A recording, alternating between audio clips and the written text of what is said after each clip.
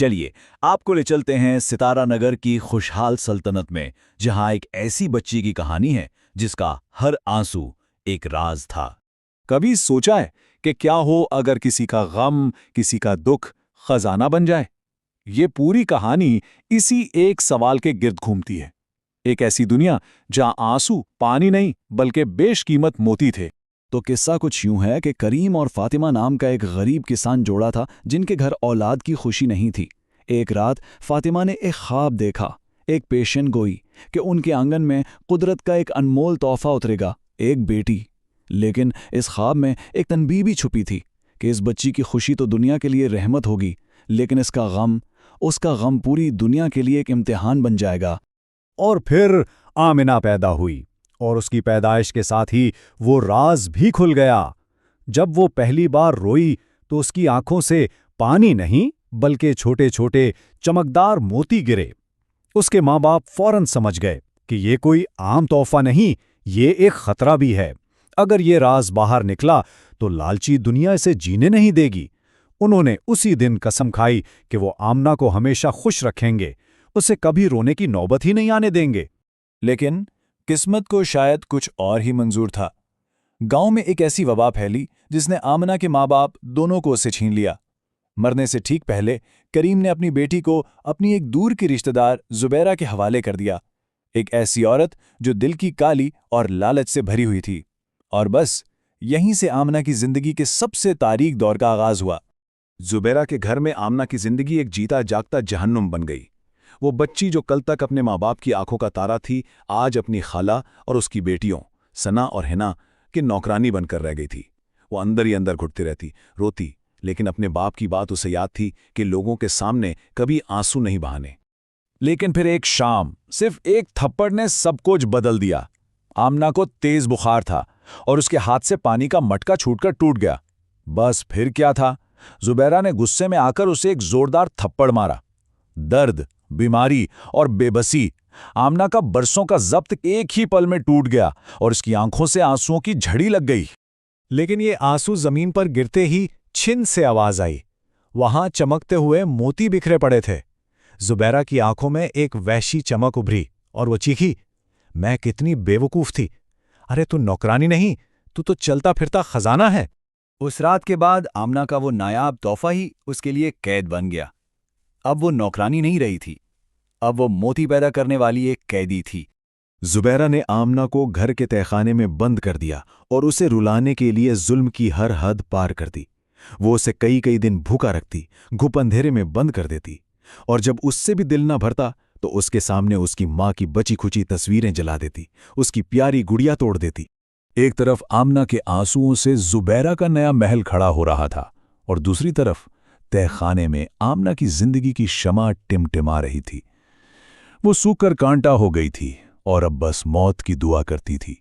एक रात जब जुबैरा ने उसे कांटों वाली छड़ी से बहुत मारा तो आमना ने फैसला कर लिया, या तो वो मर जाएगी या यहां से भाग जाएगी, और कुदरत ने भी जैसे उसका साथ दिया। इसी रात एक खौफनाक तूफान आया जो उसके फरार का मौका बन गया।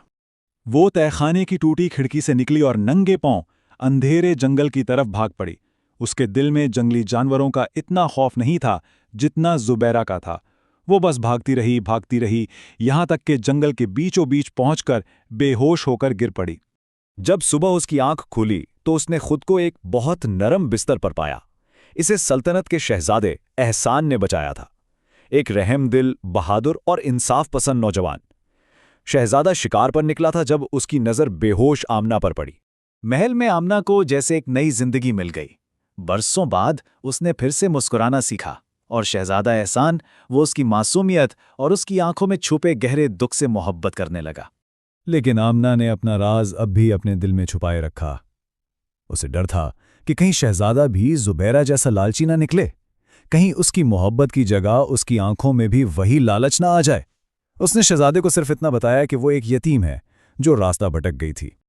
लेकिन दूसरी तरफ जुबैरा का खजाना खत्म हो रहा था और वो पागलों की तरह आमना को ढूंढ रही थी।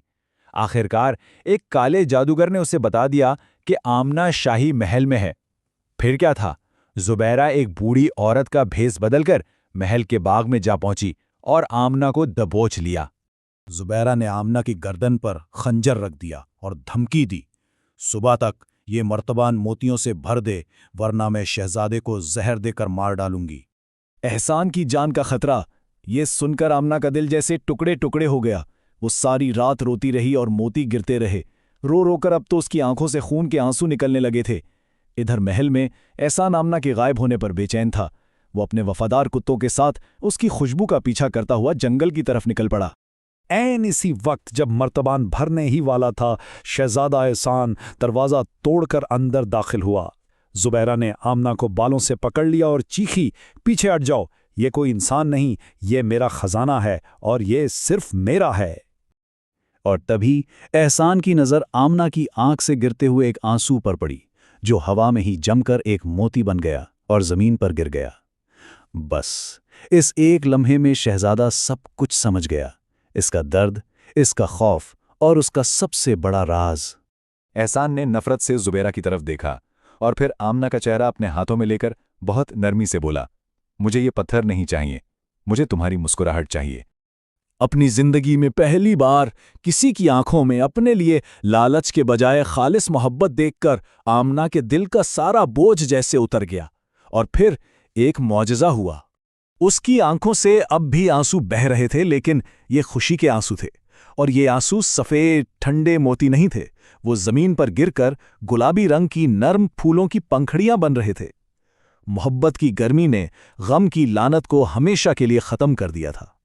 जुबैरा को उसके किए की सज़ा मिली और आमना और एहसान की शादी हो गई।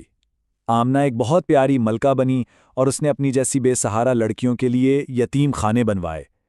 उस दिन के बाद वो कभी गम से नहीं रोई। तो ये कहानी हमें सोचने पर मजबूर करती है कि दुनिया का सबसे बड़ा खजाना आखिर है क्या? वो बेजान मोती या किसी की सच्ची मुस्कुराहट?